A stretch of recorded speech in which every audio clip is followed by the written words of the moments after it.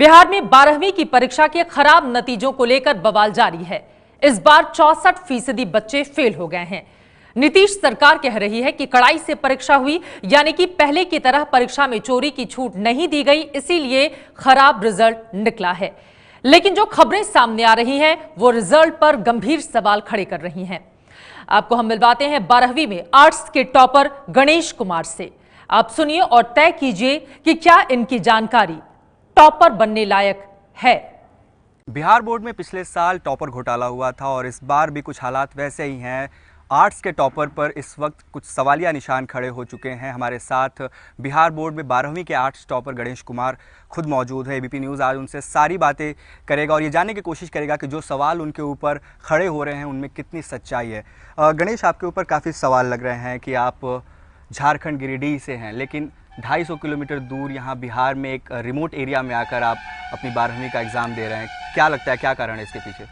नहीं, ऐसी कोई बात नहीं है। बात यह है कि पिताजी के देहांत के बाद घर की स्थिति बहुत ही दयनीय हो गई और जिसके चलते हम वहाँ कुछ दिन छोटा मोटा दुकान वगैरह ट्यूशन वगैरह किए, लेकिन उससे जीविकोपार्जन बहुत ही कठिनाई से गुजर रहा था, जिसके चलते हमको कमाने के कि कुछ पैसे कमाने की ज़रूरत हो गया।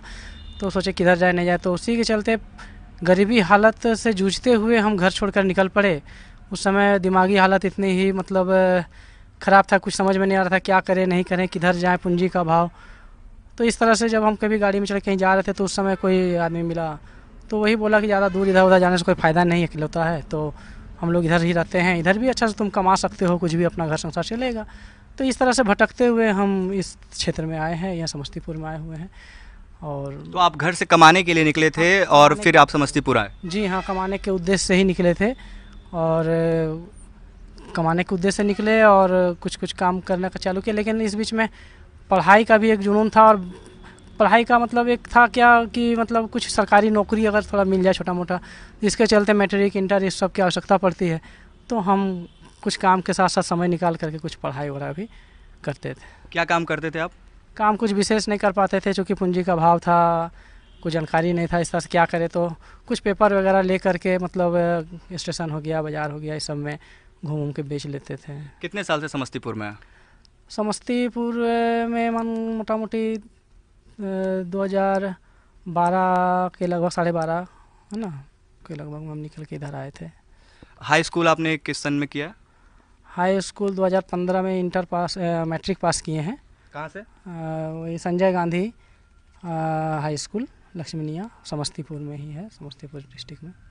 तो समस्तीपुर में क्या 12वीं करने के लिए कोई अच्छे स्कूल नहीं थे जो आप उससे 25 किलोमीटर दूर इतने अंदर आए हैं, और स्कूल की हालत भी बहुत ज़्यादा खास नहीं है? हाँ, जैसे ऐसा है कि ये समस्तीपुर से बहुत ज़्यादा दूर नहीं है और जगह भी प्रयास किए थे, तो उस समय कहीं पैसा ज़्यादा लग रहा था तो कहीं कुछ था, या एक ही बार में पैसा देने की बात थी।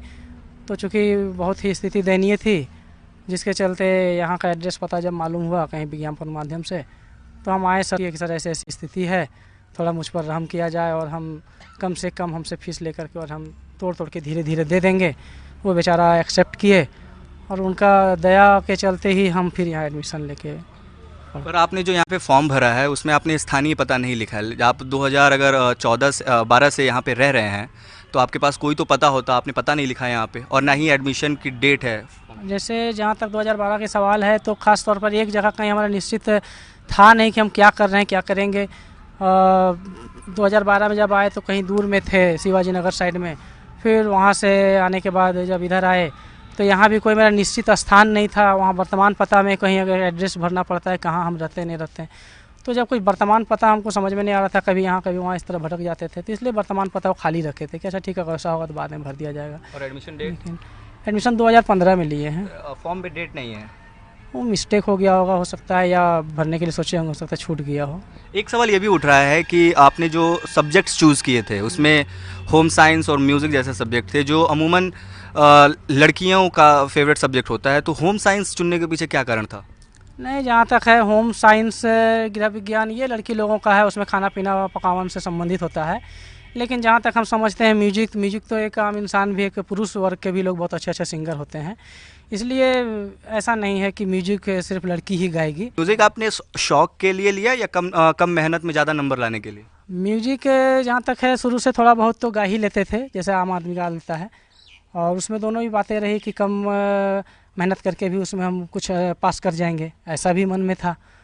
आप अगर कुछ बजा के सुना सकें। हाँ, मोटा मोटी सारे गामा वगैरह हम अभी थोड़ा। हाँ, तो आप वही बजा दीजिए।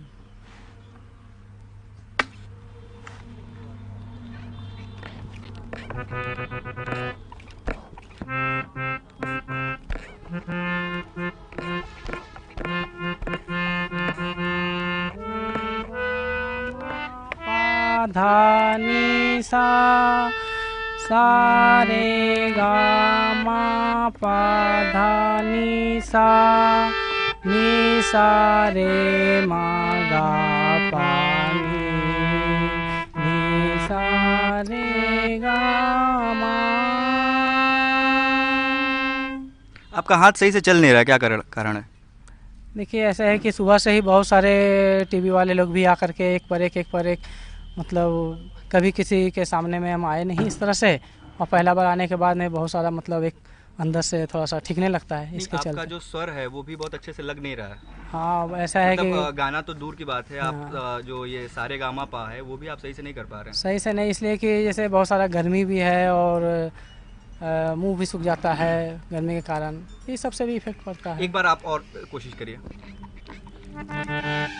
सा रे गा मा पा धा नी सा रे गा मा पा धा नी सा रे गा मा पा धा नी सा। इसके अलावा और क्या बजा लेते हैं आप? इसके अलावा ढोल वगैरह भी हल्का फुल्का बजा ही लेते हैं। तो क्या स्कूल में इस वक्त ढोल वगैरह है? अभी जैसे समय का देरी हो जाने के कारण जो सर हैं वो अपना बंद करके चले गए हैं। मनोविज्ञान भी आपका एक सब्जेक्ट है, तो उसमें क्या रुचि नहीं है आपकी? मनोविज्ञान साइकोलॉजी वो भी है। हाँ, रुचि है। तो उसमें क्या क्या पढ़ाई की है आपने अभी तक? मनोविज्ञान साइकोलॉजी में भी जो है सो किसी का मनोविज्ञान मतलब हो गया कि किसी का हाव भाव देख करके उसके बारे में क्या वो सोच रहे हैं नहीं सोच रहे हैं, ये सब की दशा को समझ लेना ही मनोविज्ञान कहलाता है। तो थियोरी में इतिहास वगैरह भी पढ़ाया गया होगा? इतिहास भी पढ़ाई हुई है। नहीं, इतिहास मनोविज्ञान की इतिहास। हाँ, पढ़ाई हुई थी। अच्छा, अगर आप बता सकें कि भारतीय मनोविज्ञान का आधुनिक काल कब शुरू हुआ था? भारतीय डेट का फैक्ट से याद नहीं। अच्छा, कहाँ शुरू हुआ था ये कुछ पता है?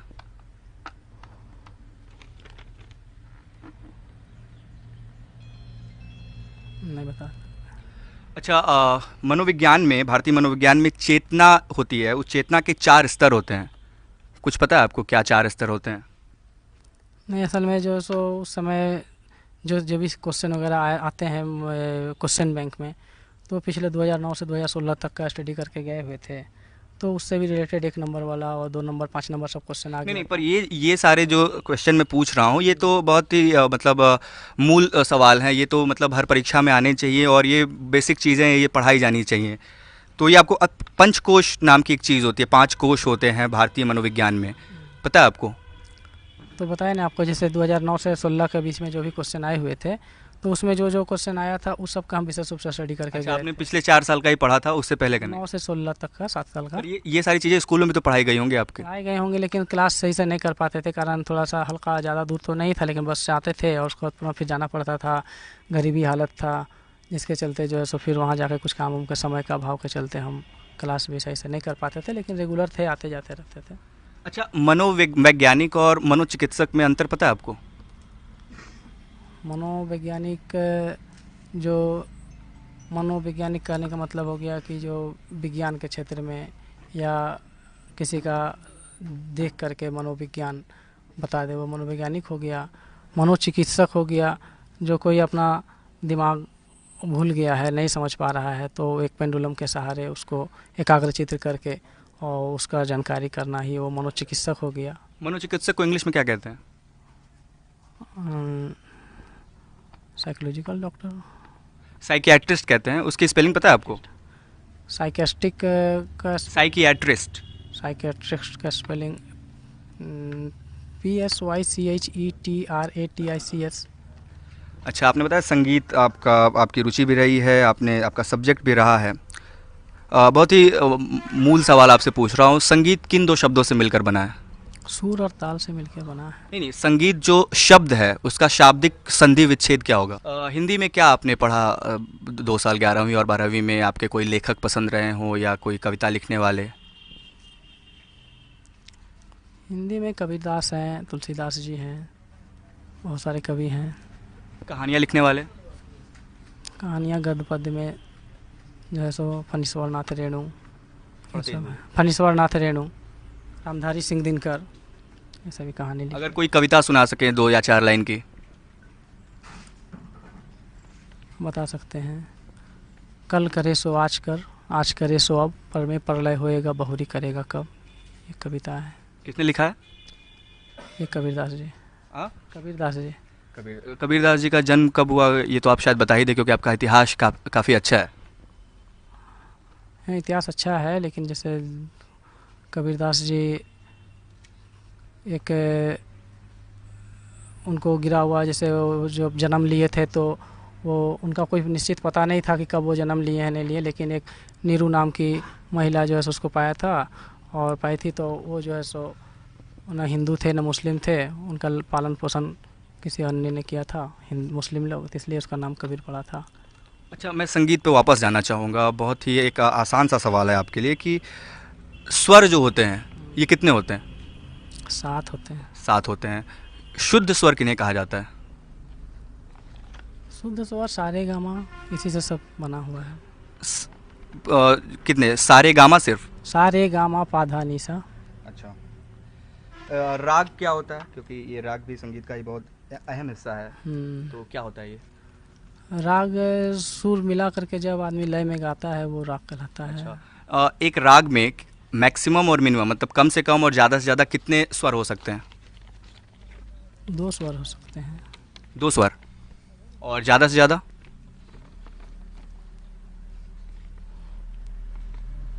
नहीं बता सकता। अच्छा, प्रेमचंद जी का जन्म कब हुआ था पता है आपको? मुंशी प्रेमचंद जी।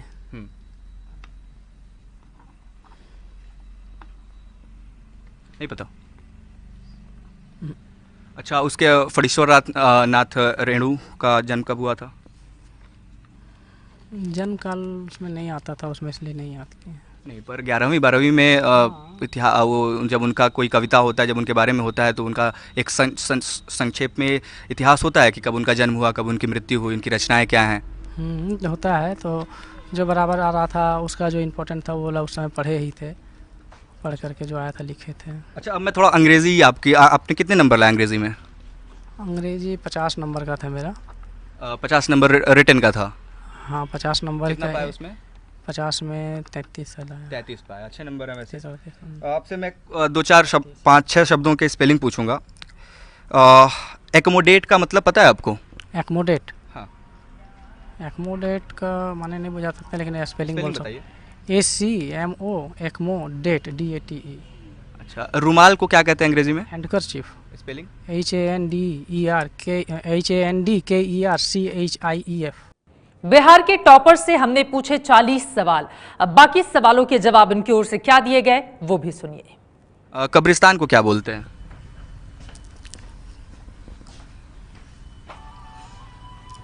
कब्रिस्तान को अंग्रेजी में, चलिए मैं मदद कर रहा हूँ, आप बताइए। सिमेट्री बोलते हैं। सिमेट्री। स्पेलिंग बता दीजिए। Symmetry SYMATRY। अच्छा, ताल आपके संगीत में बहुत अहम हिस्सा है, क्योंकि बिना ताल के संगीत नहीं हो सकता। ताल को क्या कहते हैं इंग्लिश में?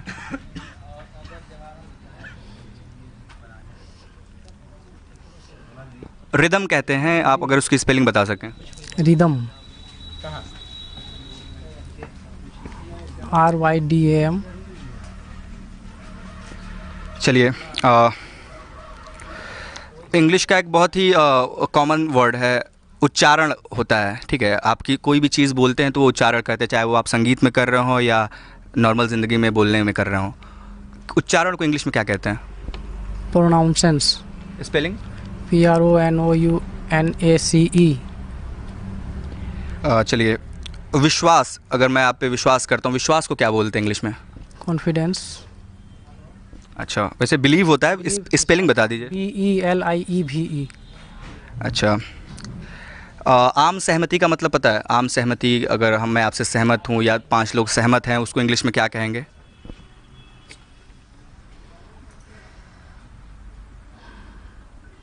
आम सहमति और सब मेरे पर है तो कंसेंसस बोलते हैं, अगर उसकी स्पेलिंग बता।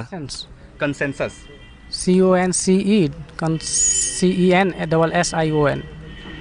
अच्छा, आभूषण पता है क्या होता है? आभूषण, आभूषण, गहना, ज्वेलरी। स्पेलिंग? JEWELLERY। अच्छा, लेफ्टिनेंट पता है ना क्या होता है? लेफ्टिनेंट। क्या होता है?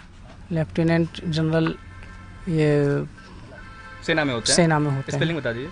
Lieutenant LAFTIENT। अच्छा, नेंट। कर्नल भी सेना में होते हैं, पता है ना आपको? स्पेलिंग बताइए। Colonel COURNAL। अच्छा, शेड्यूल होता है, जैसे सूची, समय सारणी जिसको बोलते हैं, उसको शेड्यूल को क्या बोलते हैं हिंदी, इंग्लिश में स्पेलिंग क्या होगी उसकी? Schedule SYDU। शेड्यूल नहीं बता। अच्छा, राजनीति में आपका इंटरेस्ट है? पॉलिटिक्स में इंटरेस्ट है आपका? पॉलिटिक्स, हाँ। अच्छा, बिहार के लघु सिंचाई मंत्री कौन है? बिहार के लघु सिंचाई मंत्री। पर्यावरण मंत्री? स्वास्थ्य मंत्री? स्वास्थ्य मंत्री तेज प्रताप यादव। अच्छा, बाकी भी दोनों यही हैं? और बाकी भी दोनों यही हैं। दिल्ली का मुख्यमंत्री कौन है? अरविंद केजरीवाल जी। अच्छा, उपराज्यपाल? दिल्ली के? हाँ। बिहार के राज्यपाल? रामनाथ केसरी ना, रामनाथ। उत्तर प्रदेश के? उत्तर प्रदेश के मुख्यमंत्री? हाँ। योगीनाथ जी। योगीनाथ। उप मुख्यमंत्री? मुख्यमंत्री नहीं आते। भारत के उपराष्ट्रपति? भारत के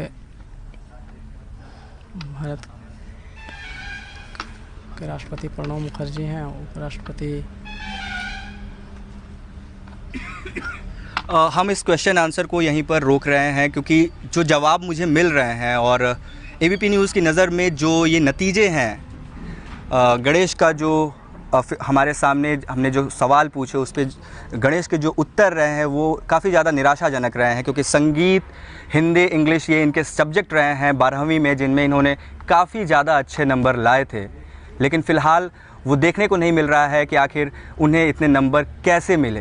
तो जो सवाल गणेश के ऊपर उठ रहे थे वो फ़िलहाल एबीपी न्यूज़ की नज़र में वैसे ही बने हुए हैं। कैमरा पर्सन शैलेश कुमार सिंह के साथ Utkarsh Kumar Singh, ABP News, Patna. Topper Ganesh Kumar के ऊपर जितने सवाल उठेंगे उससे ज्यादा सवाल बिहार की शिक्षा व्यवस्था और शिक्षा मंत्री के ऊपर भी उठेंगे, और सवाल उन लोगों के ऊपर भी जिन्होंने गणेश की कॉपियां जांची। आप देख पा रहे हैं आर्ट्स के टॉपर हैं गणेश कुमार। 40 सवालों के फहरिस्त के साथ हमारे रिपोर्टर उनके पास पहुंचे, लेकिन एक भी सवाल का सही जवाब देते हुए गणेश नजर नहीं आए। अब सवाल बड़ा ये खड़ा हो रहा है, बिहार सरकार की ओर से जो खराब रिजल्ट आए हैं 12वीं के, उसके बारे में तर्क दिया जा रहा है कि चूंकि इस बार सख्ती बरती गई इसलिए नतीजे इस तरीके के हैं। लेकिन टॉपर का हाल क्या है वो खुद उनकी जुबानी आप सुन रहे थे। बिहार में 12वीं आर्ट्स के टॉपर सवालों के घेरे में हैं। बड़ी खबर हम आपको दे रहे हैं, उनसे 40 सवाल एबीपी न्यूज ने किए, लेकिन एक भी सवाल का सही जवाब दे पाने में पूरी तरह से बिहार आर्ट्स के टॉपर गणेश कुमार पूरी तरह से नाकाम रहे हैं। सवाल फिर उन लोगों पर जिन्होंने गणेश कुमार की कॉपियां जांची हैं। कॉपियां किस तरीके से जांची गई ये अपने आप में बड़ा सवाल है, और सवाल ये कि इसके पीछे क्या बड़ा गैंग भी काम कर रहा है, क्योंकि पिछले साल भी हमने देखा था कैसे पैसे लेकर वहां पर टॉप कराया जाता है। क्या स्थिति अब भी जस की तस है? ये सवाल मुख्यमंत्री नीतीश कुमार के सामने आएगा। इस पर वो जवाब क्या देते हैं, इसका रहेगा एबीपी न्यूज को इंतजार। ये है एबीपी न्यूज, आपको रखे आगे।